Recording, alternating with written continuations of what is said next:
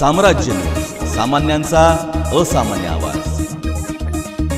सांगोला तालुक्यातील अनुसूचित जाती व नवबौद्ध व त्यांच्या निधी वाटपामधील अनियमितता दूर करण्यात यावी या मागणीसाठी शेतकरी कामगार पक्षाच्या वतीने पूनम गेट येथे आंदोलन करण्यात आले। दलित वस्तीसाठी राखून ठेवण्यात आलेला निधी तो त्वरित उपलब्ध झाला पाहिजे। अनुसूचित जाती जमातीच्या विकासाकरता आलेला निधी इतरत्र वळवण्याचा घाट लोकप्रतिनिधी आणि शासकीय कर्मचाऱ्यांकडून घातला जातो। यावर वेळीच बंधने घालावीत अशी मागणी यावेळेस करण्यात आली। पक्षाने सांगोला तालुक्यातच नाही तर महाराष्ट्रात आबासाहेबांच्या मार्गदर्शनाखाली गोरगरीब दीनदलित बहुजन नाहिरे वर्गाचं नेतृत्व केलं।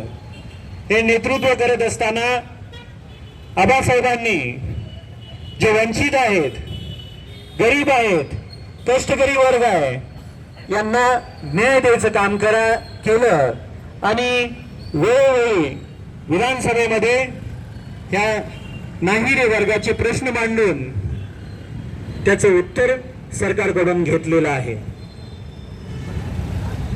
ज्या जिल्हा परिषद समोर आपण बसलेलो आहोत त्या जिल्हा परिषद मध्ये स्वर्गीय वसंतदादांनी नेतृत्व केले, शेतकरी कामगार पक्षाचं जगन्नाथ कोळेकरांनी नेतृत्व केलेलं आहे, बाबासाहेब करंडेंनी नेतृत्व केलेलं आहे।